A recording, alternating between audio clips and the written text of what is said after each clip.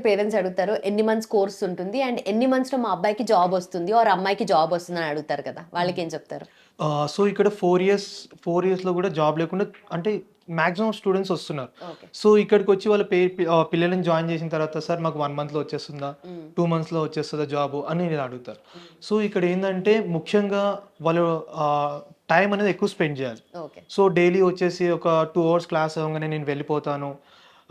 అన్ని క్లాసెస్‌కి ఇర్రెగ్యులర్‌గా వచ్చి నాకు జాబ్ రాలేదు అని అడగడం ఇలా గాకుండా లైక్ ఏందంటే ఇక్కడ డెడికేషన్‌గా minimum 5-6 months everyday minimum 6-8 hours okay. Minimum 6-8 hours spend చేసి ఇచ్చిన యాక్టివిటీస్ అన్నీ రెగ్యులర్‌గా ఆన్ టైమ్ సబ్మిట్ చేసుకుంటూ అండ్ ఇచ్చిన ప్రాజెక్ట్స్ ఆన్ టైమ్‌లో చేస్తూ ఉంటే లైక్ వీళ్ళకి 1 మంత్ అంటే 45 డేస్‌లో ప్లేస్ అయ్యి వెళ్ళినోళ్ళున్నారు.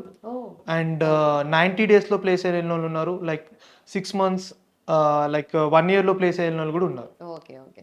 కంప్లీట్‌గా వాళ్ళ కేపబిలిటీని బట్టి ఇది డిపెండ్ అయి ఉంటుంది ఎగ్జాక్ట్‌లీ. కదా! వాళ్ళ కేపబిలిటీని బట్టి రైట్. డిపెండ్ అయ్యి ఉంటుంది. Right. Right. And also parents నార్మల్‌గా వీళ్ళని జాయిన్ చేసే వరకు చాలా కేర్ తీసుకుంటారు స్టూడెంట్స్ మీద. అంటే వాళ్ళ పిల్లల్ని చాలా ఇన్‌స్టిట్యూట్స్ లిటరల్ నేను ఎక్స్‌పీరియన్స్ చేశాను. అంటే మా ఇంట్లో వాళ్ళు కూడా చాలా మంది ఉంటారు కదా! ఇన్‌స్టిట్యూట్ వైస్‌గా వెళ్తూ ఉంటారు. ఆ ఇన్‌స్టిట్యూట్‌కెళ్తారు. ఆ బ్రోచెస్ పట్టుకొని తిరుగుతూనే ఉంటారు. ఎక్కడ ఏంటి ఏది బావుందని చెప్పేసి. ఇక్కడికొచ్చారు వాళ్ళు. వచ్చిన తర్వాత ఒక చోట జాయిన్ చేసిన తర్వాత చలో ఇప్పటి నుండి నీది రెస్పాన్సిబిలిటీ అని చెప్పేసి ఆ రెస్పాన్సిబిలిటీ ఈక్వల్‌గా షేర్ అవుతుంది. స్టూడెంట్స్ మీద యాస్ వెల్ యాస్ ఇక్కడున్న మీ మీద గూడా ట్రైనర్స్ మీద. హ్మ్. సో, హ్మ్. అది ఎలా మీరు ఆ రెస్పాన్సిబిలిటీ నిలబెట్టుకున్నారు? ఏదో వచ్చేసాం, వెళ్ళిపోయామంటే that is not at all correct. ఇక్కడేందంటే సో, మేము డైలీ అటెండెన్స్ తీసుకుంటాము.